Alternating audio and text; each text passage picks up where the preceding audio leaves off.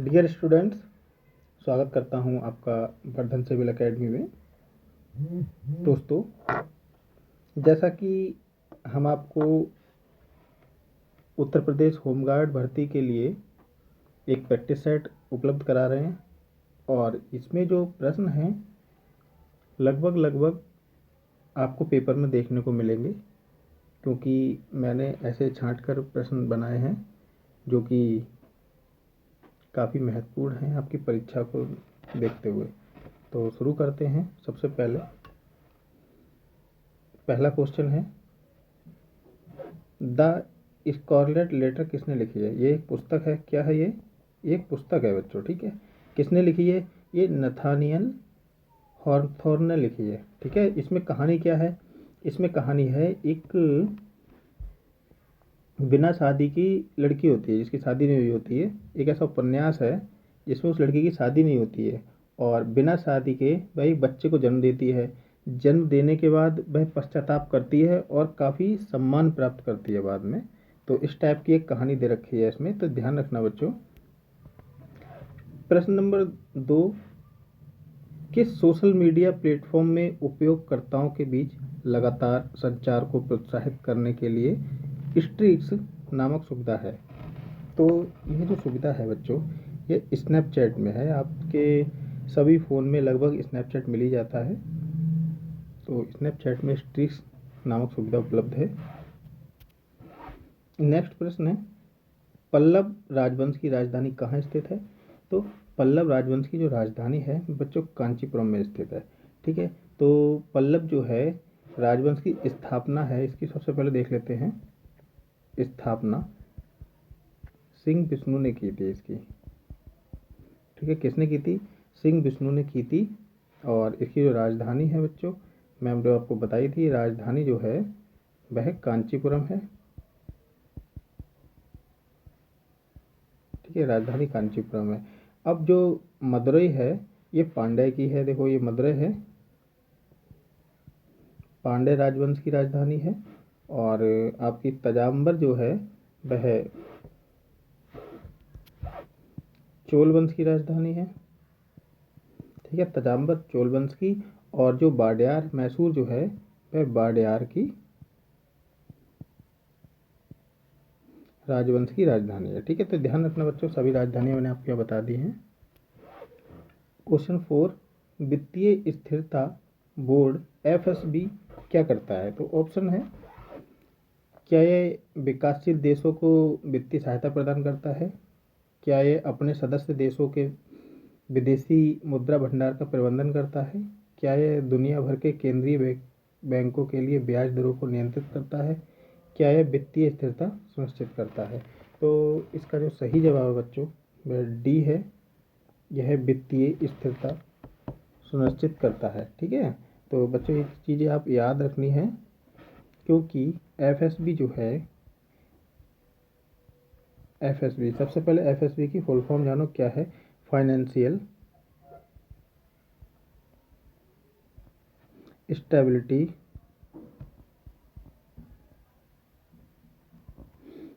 Board, ठीक है। Financial stability board इसकी फुल फॉर्म आपसे पूछी जा सकती है। और इसके बाद बच्चों जो क्या है, एफएसबी क्या है? एक वित्तीय स्थिरता बोर्ड है। और ये क्या है? एक अंतर्राष्ट्रीय निकाय है। क्या है? जो वित्तीय स्थिरता जो बोर्ड है ये अंतर्राष्ट्रीय निकाय है जो वैश्विक स्तर पर कार्य करता है। कैसे कार्य करता है? ये वैश्विक स्तर पर कार्य करता है,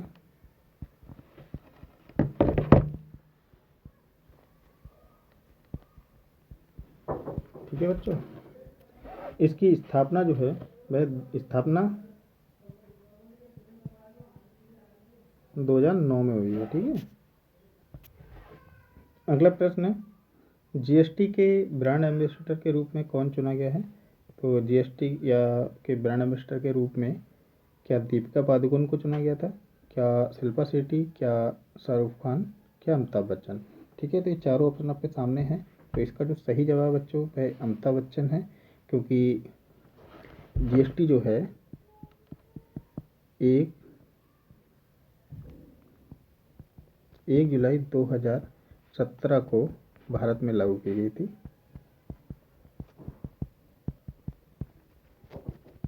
ठीक है, जीएसटी 1 जुलाई 2017 को भारत में लागू किया गया था। और देश में जीएसटी को बढ़ावा देने के लिए अमिताभ बच्चन को क्यों बनाया गया था? ये जीएसटी को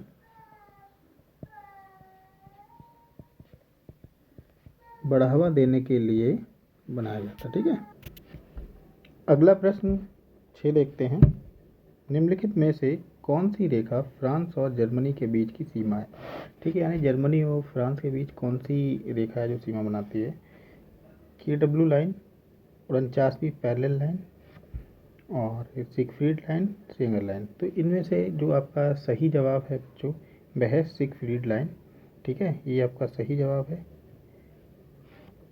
अगला क्वेश्चन है, विदेश व्यापार महानिदेशालय DGFT किस मंत्रालय के अंतर्गत आता है? सूक्ष्म लघु और मध्यम उद्यम मंत्रालय, विदेश मंत्रालय, वित्त मंत्रालय या वाणिज्य एवं उद्योग मंत्रालय? तो बच्चों सबसे पहले आप जानो DGFT की फुल फॉर्म क्या है? Directorate general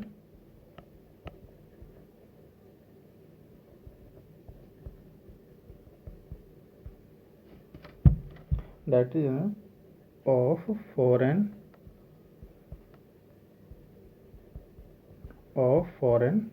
trade. ठीक है, तो बच्चों इसकी सबसे पहले तो फुल फॉर्म आप याद कर लेना। ठीक है, और जो ट्रेड है और ये वाणिज्य से संबंधित है, क्योंकि व्यापार से संबंधित है, ये वाणिज्य एवं उद्योग मंत्रालय के अधीन आता है। परमाणु ऊर्जा के उत्पादन के लिए कौन सा तत्व आवश्यक है? तो बच्चों इसका सही जवाब आप कमेंट में बताएं। क्या सिलिकॉन, हाइड्रोजन, कार्बन या यूरेनियम? सोच लो, खूब सोच विचार कर लो। जो बच्चे साइंस से हैं वो अच्छे से इसका जवाब दे सकते हैं।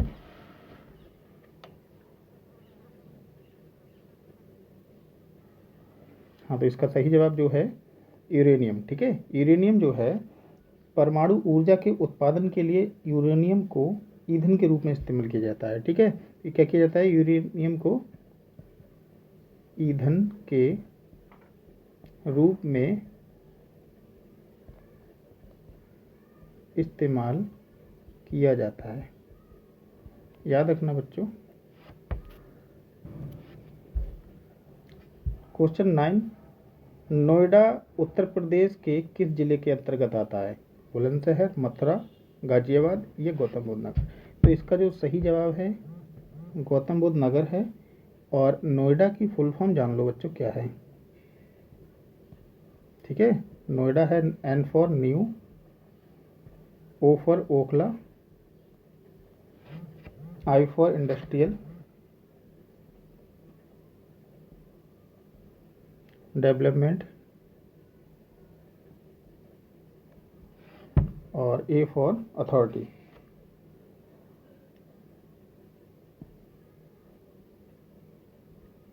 ठीक है, तो नोएडा की कभी कभी फुल फॉर्म भी पूछ ली जाती है कि फुल फॉर्म इसकी क्या है। ठीक है, new Okhla industrial development authority. और ये किसके अंतर्गत आता है? ये या तो GV नगर आपके पेपर में लिख के आ सकता है, या नहीं तो सीधा सीधा गौतम बुद्ध नगर। ठीक है, ध्यान रखना है। अगला प्रश्न बहुत ही अच्छा है आपकी स्क्रीन पर। विश्व डाक दिवस कब मनाया जाता है? तो सबसे पहले देख लेते हैं। आपको ऑप्शन देखो, अगर आपको पता है तो बताएं। क्या 3 अक्टूबर, 15 अक्टूबर, 10 अक्टूबर या 9 अक्टूबर? ठीक है, तो इनमें से कौन सा सही जवाब है कमेंट में ज़रूर बताएं। अब हम क्या करते हैं, सबसे पहले अक्टूबर महीने के सभी दिवस देख लेते हैं कौन सा कब मनाया जाता है। तो 3 अक्टूबर को बच्चों क्या मनाया जाता है? विश्व प्रकृति दिवस। कौन सा?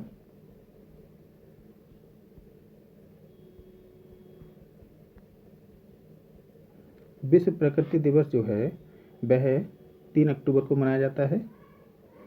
5 अक्टूबर को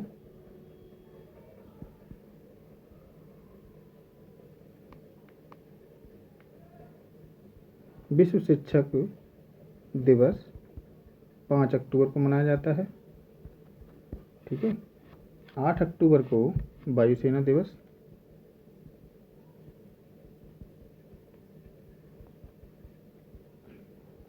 8 अक्टूबर को वायुसेना दिवस मनाया जाता है और 9 अक्टूबर को डाक दिवस यानी कि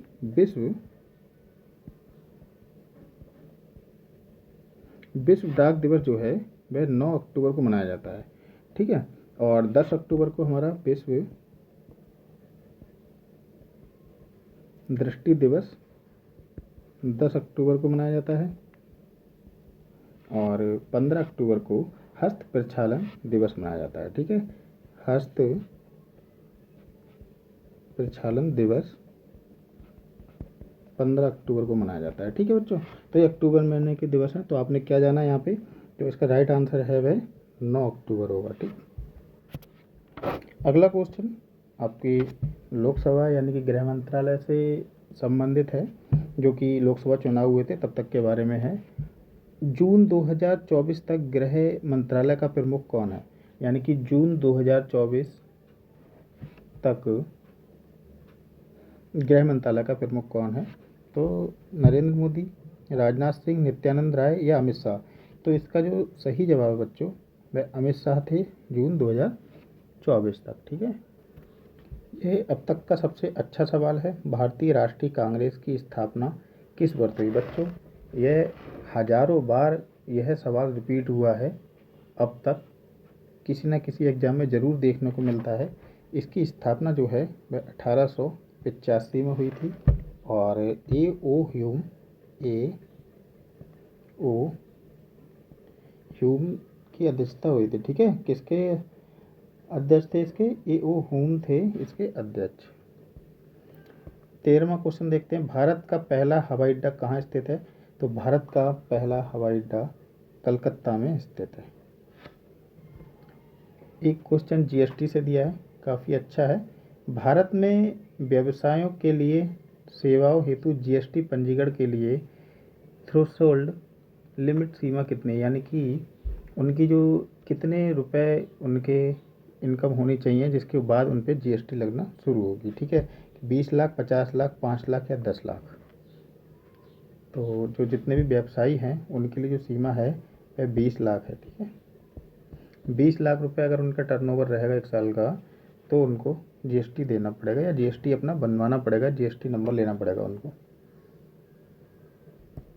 अगला प्रश्न काफ़ी अच्छा है, इसका कहना है निम्नलिखित में दुर्भावनापूर्ण फाइलों वाली छवियों का उपयोग हैकर को आपके खातों की जानकारी चुराने या आपके कंप्यूटर को संक्रमित करने में मदद करने के लिए किया जाता है। तो इसका सभी जवाब बच्चों बताओ आप कमेंट में। क्या image phishing, cat phishing, VPN या स्मिशिंग? तो इसका सही जवाब है इमेज फिशिंग। यहाँ आएगा इमेज फिशिंग। इमेज फिशिंग में दुर्भावनापूर्ण फाइलों वाली छवियों का उपयोग हैकर को आपके खातों की जानकारी चुराने या आपके कंप्यूटर को संक्रमित करने में मदद करने के लिए उपयोग किया जाता है। निम्नलिखित में से क्रोएशिया गणराज्य की राजधानी क्या है? मैक्सिको सिटी, डुब्रावनिक, जाग्रेब या एम्स्टर्डम? तो इसका सही जवाब है बच्चों जाग्रेब, क्योंकि मैक्सिको सिटी जो है वह मैक्सिको सिटी की राजधानी है। मैक्सिको सिटी की राजधानी है और जो डुब्रावनिक है यह है एक बंदरगाह है क्रोएशिया का।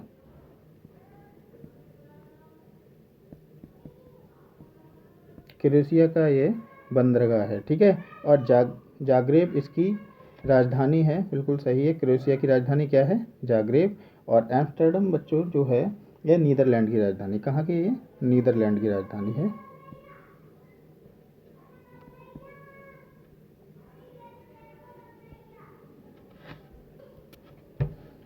क्वेश्चन नंबर 17, आतंकवाद से लड़ने में सूचना साझा करना किन तरीकों से महत्वपूर्ण हो जाता है?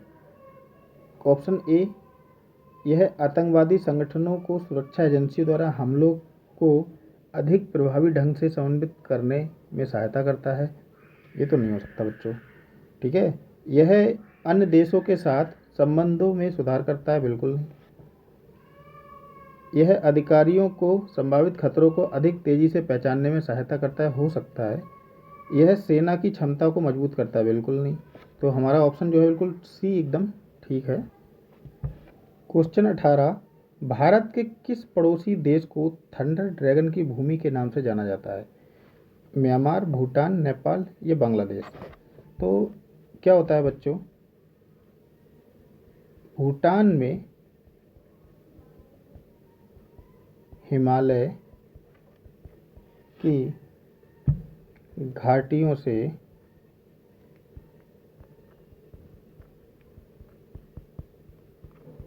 जो हिंसक एवं बड़े तूफान आते हैं, तूफान आने के कारण थंडर ड्रैगन की भूमि किसको कहा जाता है? जो समझ गए होगे अब तक तो, भूटान को कहा जाता है। ठीक है, भूटान को कहा जाता है। तो इसका सही जवाब आपका भूटान है। भूटान की बच्चों राजधानी क्या है? सबको पता है, थिम्पू। और इसकी जो मुद्रा है निगुल्ट्रम है। ठीक है, मुद्रा जो है निगुल्ट्रम है और राजधानी जो है वह थिम्पू है। ये सवाल 19 बहुत बार आपसे पूछा गया है पेपरों में। निम्नलिखित में से कौन सा सोशल मीडिया प्लेटफॉर्म नहीं है? हाल ही में ये एनटीपीसी में भी आया था ये कुछ दिनों पहले, और जो 2024 का एनटीपीसी था उसमें सवाल आया था, और रेलवे ग्रुप डी में भी ये दिया था सवाल। ठीक है, तो और देखते हैं, हो सकता है आपके होमगार्ड में भी ये आ जाए। लेकिन बस ये है कि जितने सवाल मैं आपको बता रहा हूँ ये सब आप पढ़ाई करते चलें। और ये उत्तर प्रदेश पुलिस कांस्टेबल भर्ती हुई थी 2023 वाली, उसमें भी ये आया था, यानी मृतक आसिफ वाले में, जो मृतक आसिफ एसआई वाली भर्ती में हुआ था। ठीक है, उसमें भी ये क्वेश्चन आया हुआ है। तो बच्चों आप लग जाओ। और ये बताओ, इंस्टाग्राम के सोशल मीडिया प्लेटफॉर्म नहीं है, गूगल नहीं है, ट्विटर नहीं है, फेसबुक नहीं है। ठीक है, तो देखिए क्या रहता है, इंस्टाग्राम क्या है, एक सोशल मीडिया प्लेटफॉर्म है। देखो कितने सारे लोग जुड़ते हैं। ट्विटर भी का भी सेम काम है, कितने सारे लोग जुड़ते हैं, आप भी इसमें जुड़ सकते हो और लोगों से भी जुड़ सकते हो। फेसबुक भी सेम है, लोगों से आप जुड़ सकते हो, बात कर सकते हो। लेकिन गूगल से आप जुड़ नहीं सकते। गूगल पे आप कोई चीज़ सर्च कर सकते हो केवल। ठीक है, क्या करते हैं, तो ये क्या है, एक सर्च इंजन है। ठीक है, ये सर्च इंजन है गूगल, और बाकी सब क्या है, ये सोशल मीडिया साइड है। तो इसका सही जवाब है बच्चों गूगल। क्वेश्चन नंबर 20, अच्छा सवाल है, पेपर में आएगा तो मज़ा आ जाएगा, आपको कर पाओगे इस तरीके के सवाल। लेकिन मैं आपको इतना ज़रूर बता रहा हूँ कि ज़्यादातर लोग आपको इस प्रकार के सवाल नहीं करा रहे हैं।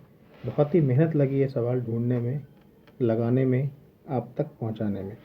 सही है, तो सवाल है, निम्नलिखित में से किस प्रकार का प्रदूषण संवर्धित त्वरित यानी कि त्वरित यूट्रोफिकेशन है?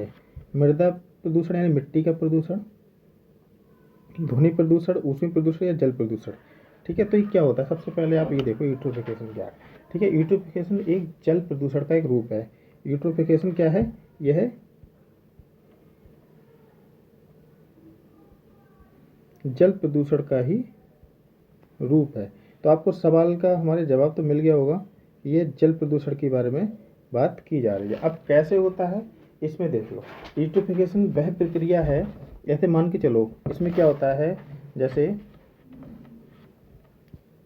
जल में अचानक से पोषक तत्वों की वृद्धि हो जाती है। ठीक है, वृद्धि हो जाती है।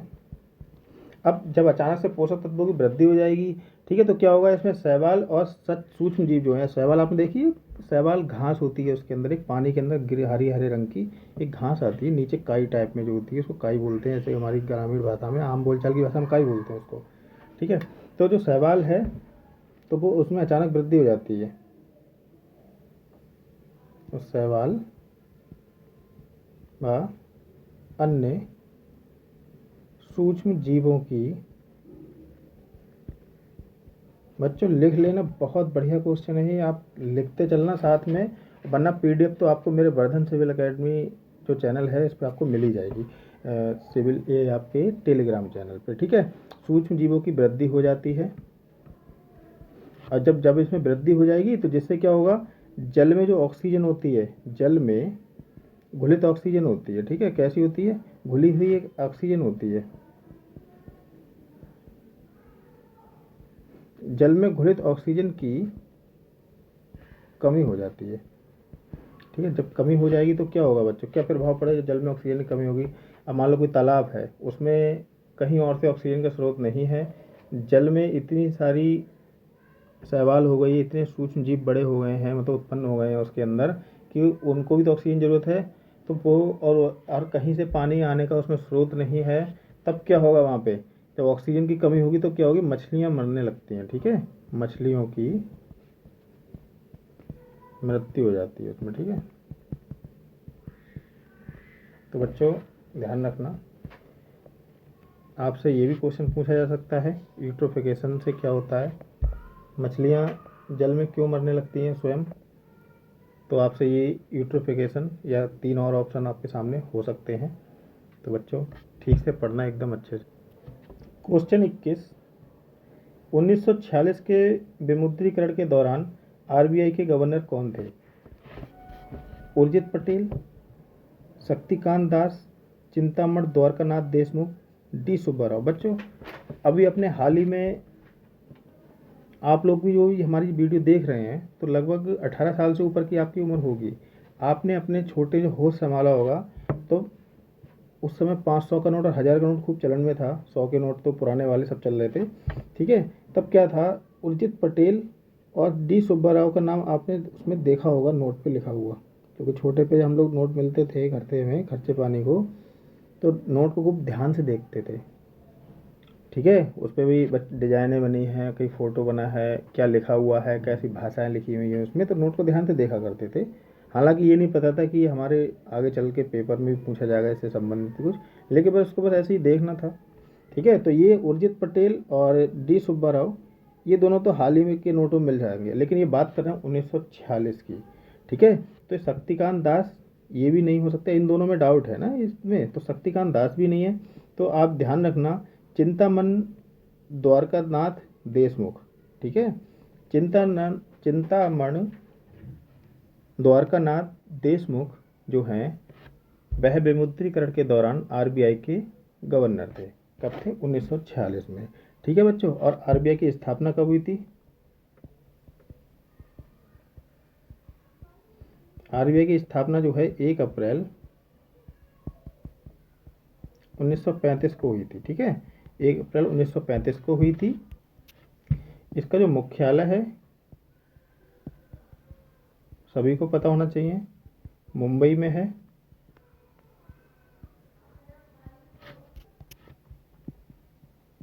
सर ओसबॉर्न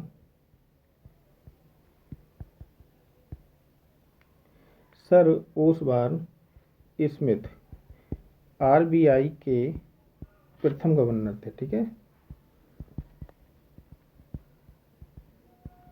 आरबीआई के प्रथम गवर्नर थे।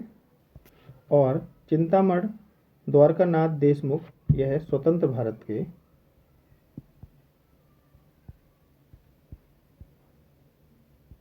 प्रथम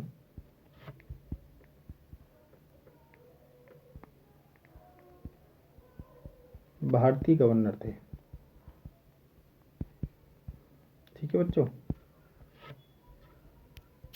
यहाँ तक आपको क्लियर हो गया होगा, उम्मीद करता हूँ आगे भी आपको सारी चीज़ें मैं क्लियर करता चलूँगा। प्यारे बच्चों क्वेश्चन 22 देखते हैं, भारतीय संविधान का कौन सा भाग राज्य के नीति निर्देशक सिद्धांतों से संबंधित है। भाग 4, भाग 5, भाग 2, भाग 3।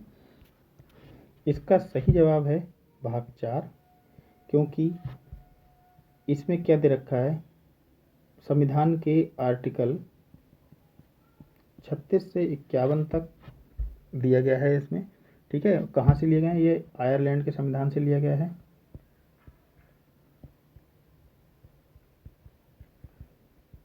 ये आयरलैंड के संविधान से लिया गया है, ठीक है। और विधि निर्माण में सरकार द्वारा इन्हें शामिल करना राज्य का कर्तव्य होता है, ठीक है। तो विधि निर्माण में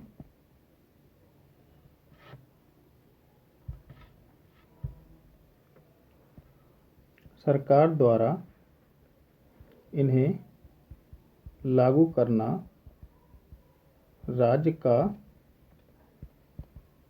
कर्तव्य होता है। ठीक है। दूसरी बात सबसे इम्पोर्टेंट, इन्हें न्यायालय द्वारा लागू नहीं किया जा सकता। ठीक है, इन्हें न्यायालय द्वारा लागू नहीं किया जा सकता है। ठीक है, ध्यान रखना इस चीज़ को, न्यायालय द्वारा इनको लागू नहीं किया जा सकता है। और भाग 5 में आपको पता है क्या दे रखा है। भाग 5 में बच्चों संघ है, भाग 2 में नागरिकता और भाग 3 में मौलिक अधिकार। ठीक, तो आप समझ गए होंगे आंसर इसका फर्स्ट बिल्कुल ठीक है। क्वेश्चन 23, ए लाइफ मिस स्पेंट पुस्तक किसके द्वारा लिखी गई थी? तो इसके जो लेखक थे वे सूर्यकांत त्रिपाठी निराला थे। क्वेश्चन 24 है, आसमान के नीलेपन का मुख्य कारण क्या है? आसमान के नीले रंग का मुख्य कारण क्या है? वायु के अणुओं द्वारा सूर्य के प्रकाश का प्रकीर्णन, श्वेत प्रकाश का प्रकीर्णन, जल वाष्प की उपस्थिति, वायु के कारण नीले प्रकाश का अवशोषण। तो इसमें जो सही जवाब है बच्चों वह पहला है। पहला जो ऑप्शन है बिल्कुल सही है, वायु के अणुओं द्वारा सूर्य के प्रकाश का प्रकीर्णन। क्योंकि सूर्य के प्रकाश में मौजूद नीले रंग की तरंगदैर्घ्य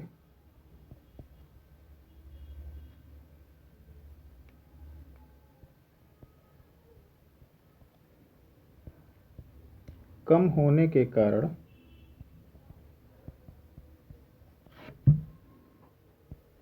वायुमंडल में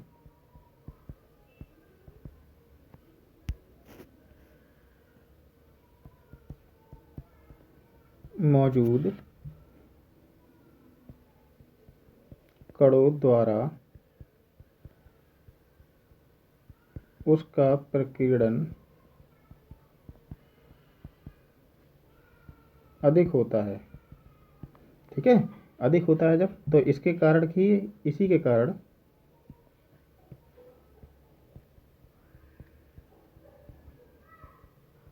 आकाश का रंग नीला दिखाई देता है।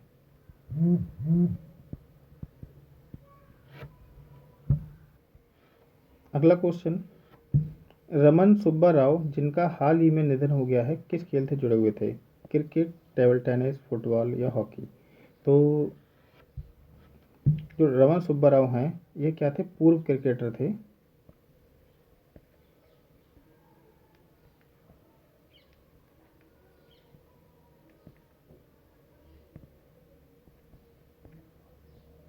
ये पूर्व क्रिकेटर थे इंग्लैंड के। इन्होंने क्या किया, ये बहुत ही वृद्ध थे। 1961 में इन्होंने क्या किया था, उन्होंने संन्यास तक ले लिया था। अब आप समझ सकते हैं कितने वृद्ध होंगे ये। यानी कि 1961 में इन्होंने क्रिकेट से संन्यास ले लिया था और ये सबसे उम्रदराज खिलाड़ी थे। कैसे थे?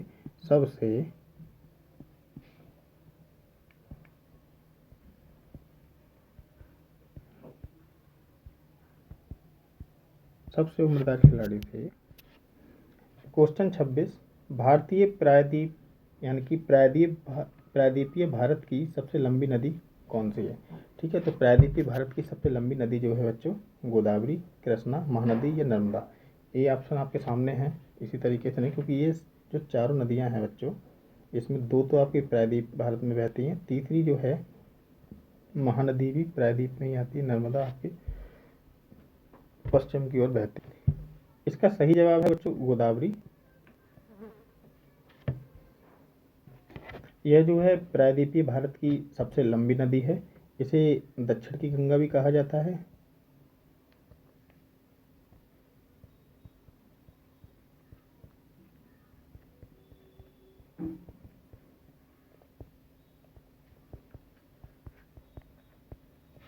और ये नदी जो है महाराष्ट्र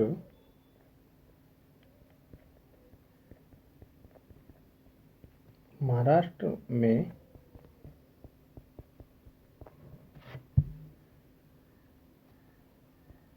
नासिक से निकलती है।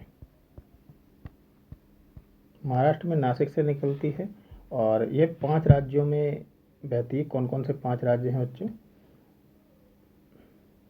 महाराष्ट्र, दूसरा तेलंगाना, तीसरा आंध्र प्रदेश, चौथा मध्य प्रदेश और 5वां उड़ीसा। तो ये 5 राज्यों से होकर बहती है और इसकी जो सहायक नदियां हैं, सहायक नदी हैं बच्चों इंद्रावती, प्रवरा, मंजीरा, साबरी और प्राणहिता। ठीक है, ये इसकी सहायक नदियां हैं। 27वां क्वेश्चन देखते हैं बच्चों। NHRC का पूर्ण रूप क्या है? तो NHRC नेशनल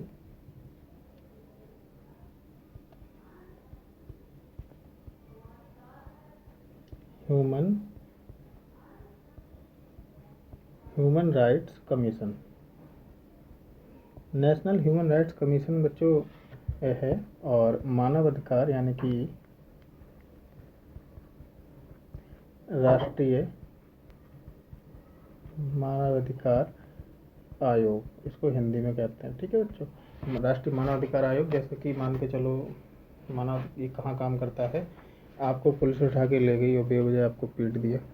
ठीक है, तो मानव अधिकार यानी कोई भी लोक सेवक आपके अधिकारों का उल्लंघन यानी हनन करता है तो वो मानव अधिकारों के अंतर्गत आता है। ठीक है, तो मानव अधिकार का जो गठन है, गठन हुआ था 12 अक्टूबर 1993 को।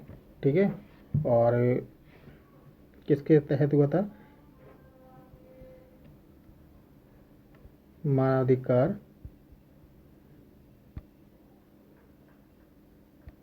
संरक्षण अधिनियम के अंतर्गत हुआ था। ये कब बना था? मानवाधिकार संरक्षण अधिनियम 1993 में बना था। ये के 93 में बना था। ठीक है, और इसी के अंतर्गत मानवाधिकार आयोग कार्य करता है।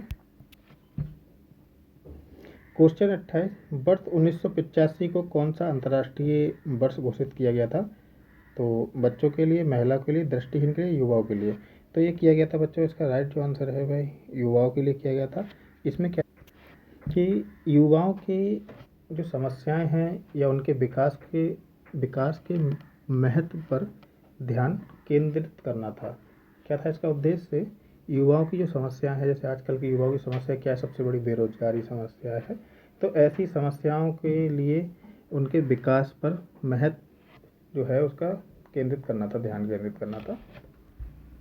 अगला क्वेश्चन 29वां, अनुसंधान विधियां उत्तरदाताओं की प्रतिक्रियाओं के आधार पर उनसे गहन और आगे की जांच और पूछताछ करने में सहायता करती है। मिश्रित, गुणात्मक, एक्शन, मात्रात्मक। बच्चों इसका जवाब आपको कमेंट में देना है।